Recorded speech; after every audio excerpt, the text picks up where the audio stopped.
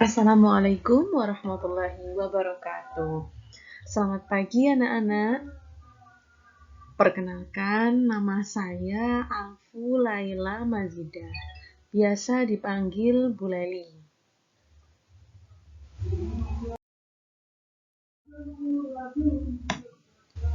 Tata tertib pada pembelajaran IPA, ini ada 7 ini ya anak-anak.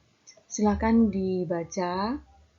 Yang pertama, siswa harus masuk pelajaran tepat waktu pada Microsoft Teams. Jika tidak bisa, nanti izin ke Bu Leli, misalkan grup Teams-nya tidak bisa. Nanti izin. Kemudian yang kedua, sebelum memulai pembelajaran, harus isi absen terlebih dahulu. Kemudian, siswa harus mengumpulkan tugas tepat waktu. Lalu siswa harus aktif dalam pembelajaran online. Jadi kalau saya tanya, harus dijawab, jangan diam saja di grup.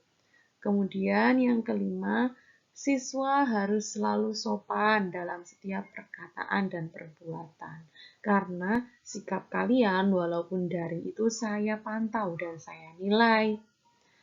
Selanjutnya, jika berhalangan hadir dalam pembelajaran, izin dulu ke saya.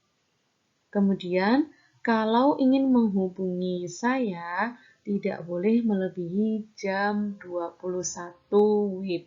Jadi kalau sudah malam, itu besoknya saja. Kecuali ada urusan yang mendadak boleh.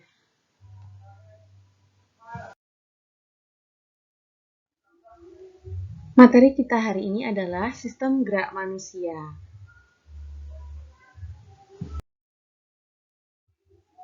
Nah, coba kalian amati gambar berikut ini. Ini adalah salah satu atau beberapa contoh gerak manusia dalam kehidupan sehari-hari, yaitu masa pandemi ini. Jadi kita harus sering olahraga, bersepeda, berjemur.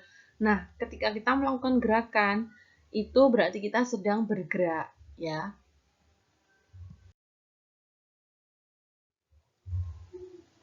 Nah, apa yang kalian pikirkan? Iya, jadi gambar-gambar tadi itu hanya beberapa contoh saja. Ada banyak sekali gerak tubuh manusia yang kita lakukan dalam kehidupan sehari-hari. Sudahkah kalian bergerak hari ini? Bagaimana manusia bisa bergerak bebas? Apa yang menggerakkan tubuh manusia? Apa saja organ gerak manusia? Mari kita pelajari tentang sistem gerak manusia. Kalau perlu dicatat, siapkan pensil dan bukunya. Sistem gerak pada manusia terdiri dari dua, yaitu rangka atau tulang dan otot. Rangka sebagai alat gerak pasif dan otot sebagai alat gerak aktif. Artinya otot itulah yang menggerakkan tulang.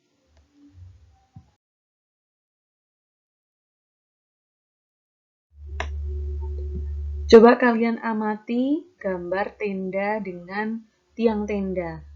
Nah, jika tenda tidak ada tiangnya, kira-kira seperti apa? Seperti gambar yang paling kiri ya, tidak bisa kokoh berdiri. Nah, sama halnya jika tubuh kita tanpa tulang, bagaimana bentuknya? Jadi, apa fungsi rangka itu? Fungsi tulang ada 4. Yang pertama, memberikan bentuk pada tubuh dan menopang tubuh kita. Yang kedua, melindungi organ-organ dalam. Misalnya, tulang rusuk melindungi jantung, paru-paru. Kemudian, tempat menempelnya otot.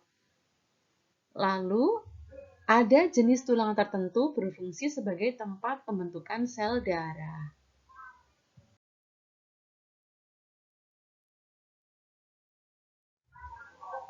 Nah, kita bisa amati struktur tulang dari luar ke dalam. Yang pertama ada periosteum, kemudian tulang kompak, lalu agak ke dalam lagi ada tulang spons, karena banyak rongganya, makanya dinamakan tulang spons. Kemudian ada pembuluh darah dan sumsum tulang di bagian dalam tulang itu. Kemudian macam-macam tulang dibagi menjadi 4. Ada tulang pipa, tulang pipih, tulang pendek, tulang tak beraturan. Untuk macam-macam tulangnya yang masuk ke golongan ini bisa kalian baca di buku. Untuk gambar-gambarnya, nah itu tulang lengan atas karena bentuknya panjang maka dia termasuk tulang pipa. Tulang dada, tulang pipih. Kemudian tulang pendek itu contohnya ruas jari-jari dan tulang yang tak beraturan bentuknya itu di situ contohnya tulang punggung atau vertebra. Selanjutnya ada osifikasi. Osifikasi itu apa? Pembentukan tulang. Ya, prosesnya namanya osifikasi. Dimulai dari mana? Tulang rawan. Jadi, pada saat kita bayi masih di dalam kandungan, itu wujudnya waktu pembentukan tulang tuh masih rawan tulangnya.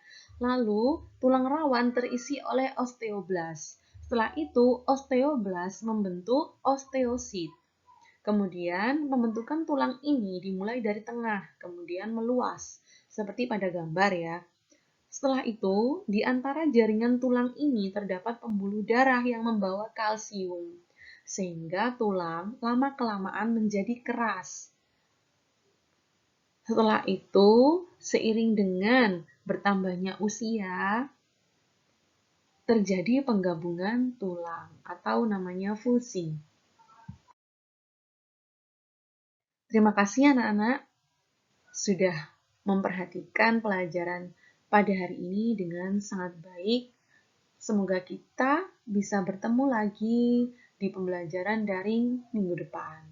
Semangat, tetap semangat belajar di saat pandemi. Assalamualaikum warahmatullahi wabarakatuh.